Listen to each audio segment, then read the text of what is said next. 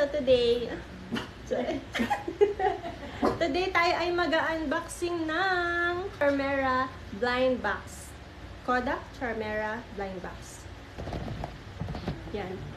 Ito ay merong 1, 2, 3, 4, 5, 6. Ito ay merong 7 designs. So ito po siya. Yan.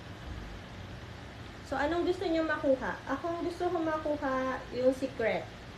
Ikaw kuya, anong gusto mo makuha? 4. Type 4. Ito yung gusto niya makuha. Type 4. Ikaw, mother, anong gusto mo makuha? Kita. Hi! Makita exposure. Anong gusto mo daw dyan? Ito. Ayun yung mga design. Ano si Kodak? Ito yung red.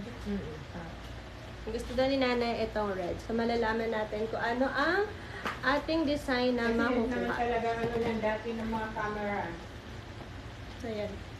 Ay, kinakabahan ako. Charing. Ay, wala akong pambukas. How do I open this? How do I... Here? Inano ko lang sa akin mo. Ito, hatakin ko to. Hatakin ko na talaga to. Ang barrel. Sa totoong buhay. Ah! Ay, parang hindi nasisira. Ah.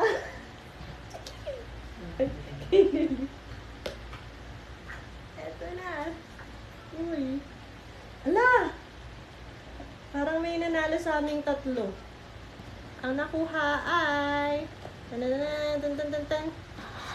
Uy, yung red. Yung type 2. Type 2.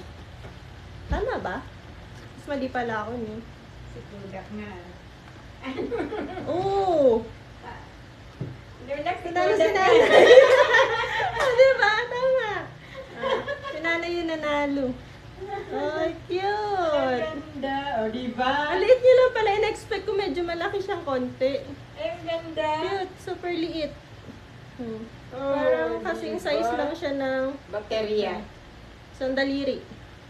Cute. Tapos, ang laman pa niya, ay, siya, sorry.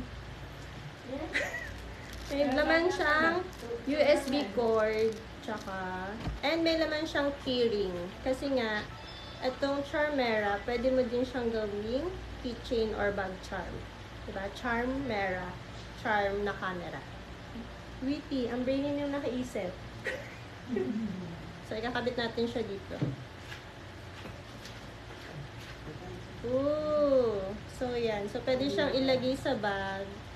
Tapos nawala. Iyak na lang siguro. Pakita ko sa inyo kapag may charge na siya. And ano itsura yung mga picture kapag ginamit na siya. Susunod. Hello, thank you so much.